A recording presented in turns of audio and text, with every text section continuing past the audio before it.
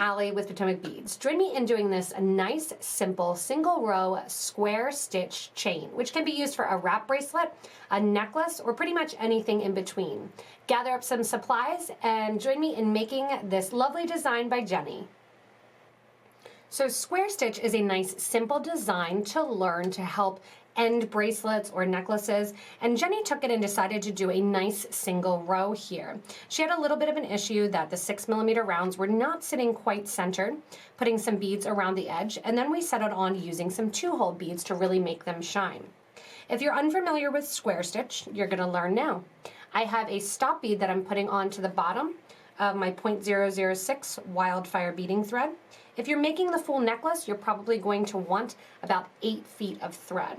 If you're making a wrap bracelet or something in that form, you may use less thread. Generally speaking, I use about 5 feet of thread in my hand at once, and then I'll add on if I need more thread.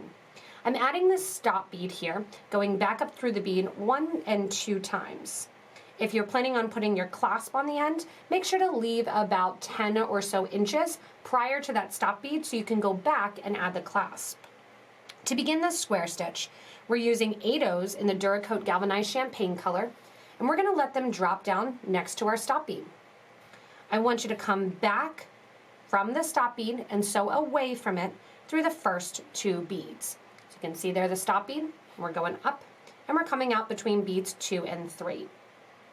That's going to face these beads right there, so they're sitting right next to one another on top of each other. The difference of this versus a herringbone stitch is that the herringbone is going to sit on a V.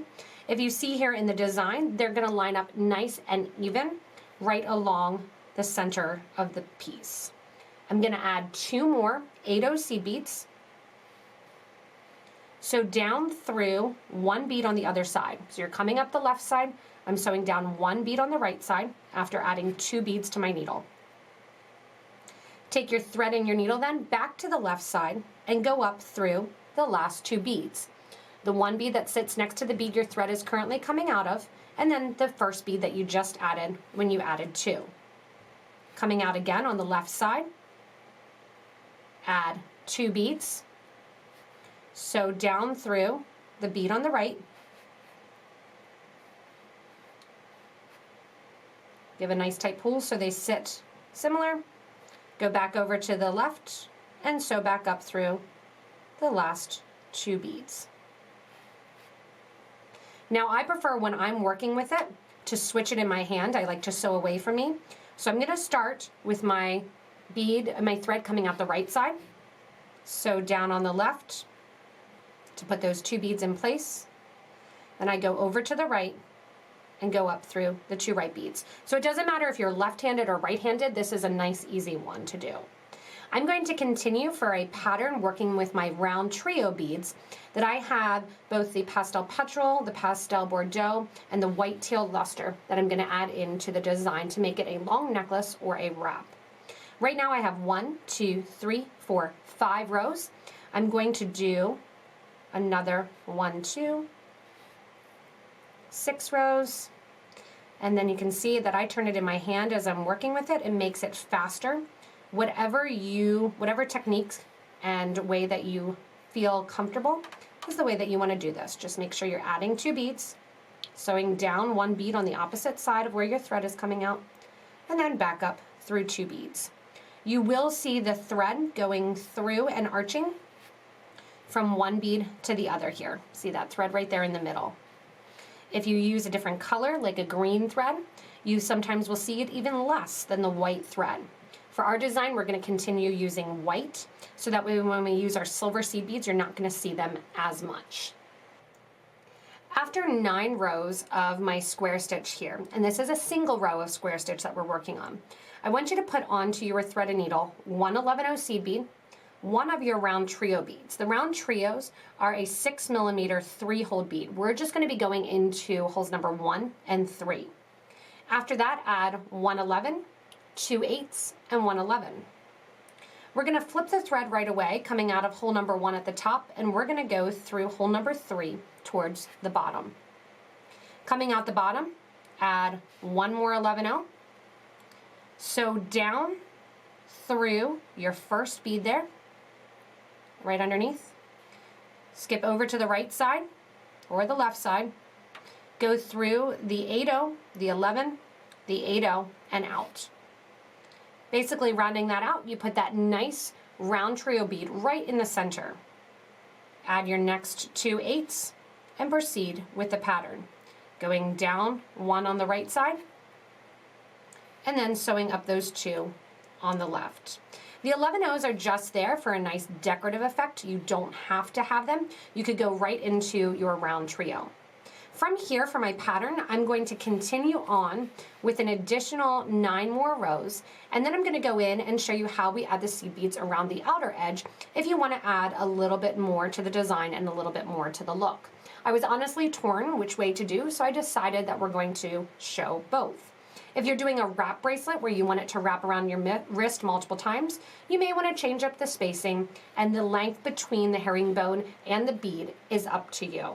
I'm going to continue with another 9 rows total of my single square stitch rather than herringbone, and then go in and get ready to show you how to add for the outer edge when we add our first Bordeaux bead.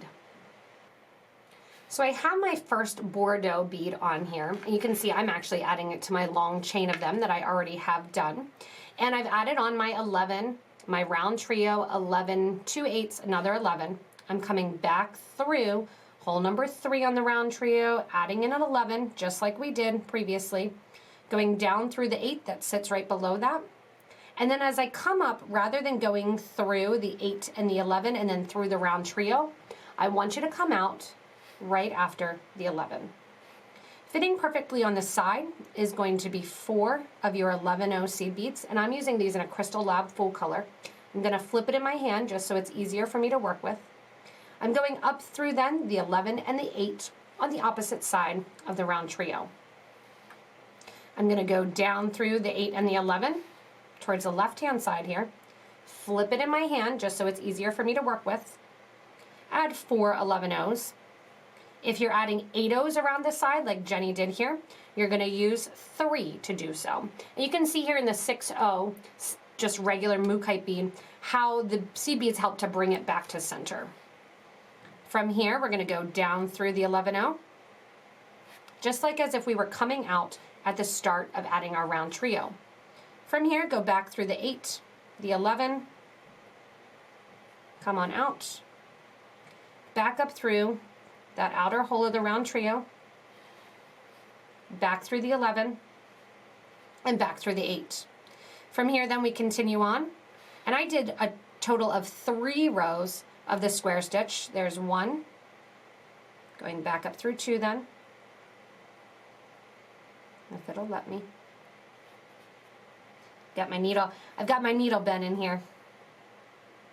Going back up through those 2 beads, adding my 3rd square stitch, and as I add my 3rd square stitch and then sew back up through those 2 beads, now I'm getting ready to add my next round trio, which I'm doing in that white teal luster. Again, round trio goes on with an 11 on each side, 2 8s, and then an 11 after. Sew down that 3rd hole, add 1 more 11, sew down the 8-0 seed bead below it. When you sew down that 8-0 seed bead below it then, you can choose to decorate the sides with the seed beads, or sew right through that round trio. I'm going to come out after the 11-0 seed bead, add our 4 seed beads to the side again, sew back up through the 11 and the 8, down the 8 and the 11 on the other side, flip it in my hand so it's easier to work with. 1, 2, 3, 4 11-0s, back down through the 11 and the 8 that sit right below the trio. From here, I'm going to go over to the bead on the left-hand side, through the bead and the 11 that sits before the round trio, through the round trio, through the 11, and the 8 that sit after. One more time I'm going to do that for my Pastel Bordeaux, and then continue with another section of 9 of my square stitches, and then add my 1 of my Pastel Petrol and 9 more. For the piece itself, you can decide how you want the pattern to be. I'm having it so that I have a total of 5 of my groupings of 3, so that way it hangs at about 19 inches. And I'm gonna add a little toggle to the end as a change. So I still have 1 more of my round trios to do, and then adding on another 1 of my Pastel Petrol. After I do so, we'll come back and I'll show you how to do the ends. To add the end to my single square stitch wrap here, or chain, Jenni used a button on hers, and you can see you just add the button and come out the top. I'm gonna add a toggle, going through adding a wire guard as I'm coming out through the 2 8/0s. And actually what I'm gonna do is add an 11, then my wire guard, go down through the other side of the wire guard. As I'm going down through that, because I'm using a toggle that is soldered here, I want to make sure that I put my toggle loop onto the piece, and I'm just using a pewter toggle. I like the play of the gold and the silver, that way you can wear it with either color that you're wearing of jewelry. Add 1 more 11, and then just like we did square stitch, go down through 1, hop on back over, up through 2, the 11/0 and the 8/0. Go back through and reinforce back through the wire guard or the wire protector. And I prefer these anytime I'm connecting to metal. And then I'm going to go back down through about 3 or so. Make sure your thread stays into your loop there. And then here I'm going to do a little square or a little sewer's knot. Go underneath the bridge thread that connects one of the 8/0s to the other 8/0s through the middle. Make a loop, sew through that loop once and twice, making sure you're not going around your toggle bar, like I just did. And then once you have that nice and tight, you're gonna pull it down close to the project, and the knot will pretty much disappear in the center. From here, I'm gonna go back down through the 8/0 on the opposite side. As I pull, then, down this 8/0, I should be able to pull that knot right into the interior of the bead, so you don't see it at all. Same thing here, I'll come out between that bridge thread, sew underneath, go through that loop once, go through that loop then a second time, pull that knot nice and tight against the project. It's really forgiving when it comes to this one. So down through the opposite side again, pulling that knot into place, grab your thread burner and burn off the extra thread.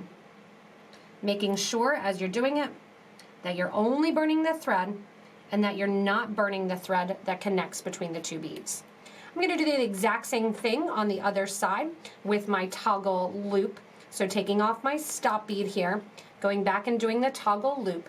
The other thing that I'm going to do is with a jump ring, attach a little tassel to the bottom of the loop. Attach a little bit, this came out of your bead box, one of your opalite beads here, and a little flower petal. So these are some things you might have sticking around. They're going to hang at the back of my neck if I'm wearing it as a necklace, or I'm going to bring it to the front. The main reason is because when I wear it as a wrap, I want those charms to hang down. So go ahead, take your stop bead off the other side, add on your toggle loop just the same fashion with your wire guard, and then I'll add these with some jump rings. Thanks so much for joining me in making this fun Jenni-inspired single square stitch chain necklace. Remember, you can do it as a wrap bracelet, you can do it as a necklace, an anklet, you can even add more rows on if you want. If you add a little charms to the toggle in the front, it makes it really, really versatile for multiple uses, even in the same design. As always, if you need any materials, make sure to check out the links below to shop with us online. If you haven't already, click that subscribe so you don't miss anything from us here at PotomacBeads. As always, this video is meant to make you a better beader. In addition to you becoming a better beader by watching, you can also comment below, give a little thumbs up, and let others know some of the tricks, the techniques, or the tips that you have when you created your own single strand square stitch chain. Thanks so much for watching and enjoy your new design.